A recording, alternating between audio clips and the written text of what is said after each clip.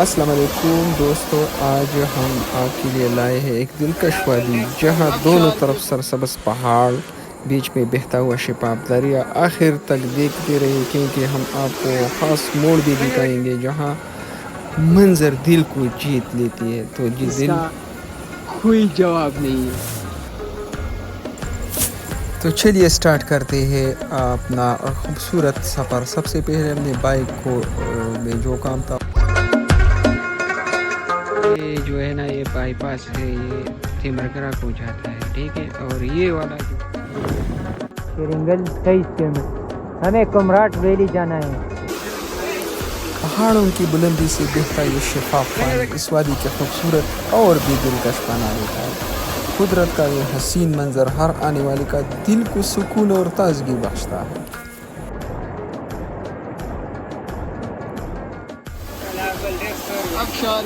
اور یہ نیچے بھی جانا ہے وہاں پہ، کیونکہ رہا نہیں گیا نا، اور رہا سے ہم ویڈیو بنائیں گے اور آپ لوگوں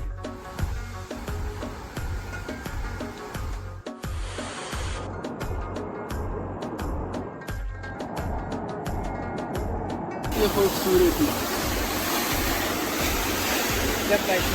خوبصورت نظارے ہم نے مس کیے اور آپ لوگ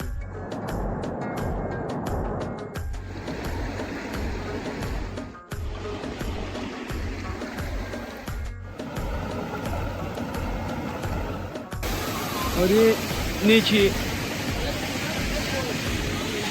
یہ بے خوبصورت درخت ہے، پانی کا شور اور بہاؤ اور خوبصورت دیار کے، اس کا کوئی جواب نہیں ہے۔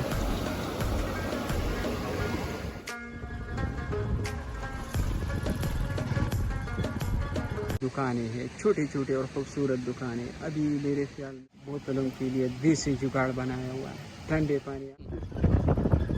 یہ بہت بڑا چیلنج ہے۔ ویلی اس وجہ سے مشہور ہے۔ یہ جو پودے آپ دیکھ رہے ہیں نا، یہ آلو کے ہیں۔ اس سے پہلے پیاز کی کاشتکاری کی تھی۔ یہ گھنے جنگل اور خوبصورت نظارے۔ یہ بہت چیلنجنگ راستہ ہے یار۔ تقریباً 10-12 کلومیٹر کا فاصلہ طے کیا۔ کمراٹ ویلی کی خوبصورتی، اور یہ جو ہے نا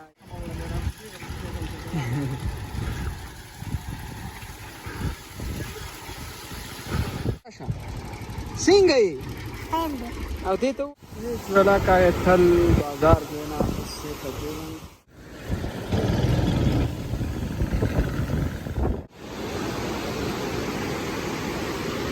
ریور کا 20 کلومیٹر کے فاصلہ ہم نے طے کیا ہے۔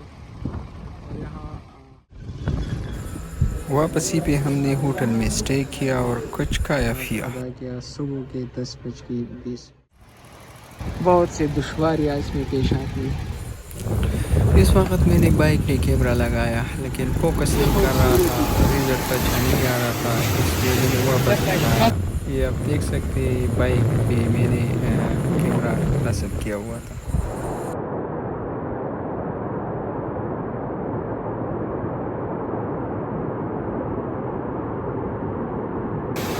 اور یہ نیچے یار ایسا حسین اور جمیل وادی میں آج سے کبھی پہلے ہم نے نہیں دی۔ ہمیں موبائل چارجنگ کا مسئلہ تھا، ہم نے بائک سے بیٹری نکالا تھا اور ابھی واپس لگا رہے ہیں، بائک سے موبائل چارج کر رہے ہیں۔ جب ہم صبح اٹھے تو یہ نظارے دیکھنے کو ملے، اور اس روم میں ہم نے اسٹے کیا ہے۔ یہ دیکھو اس سائڈ پہ جائیں گے، مجھے تو بہت ڈر لگ رہا ہے یار۔ خوبصورت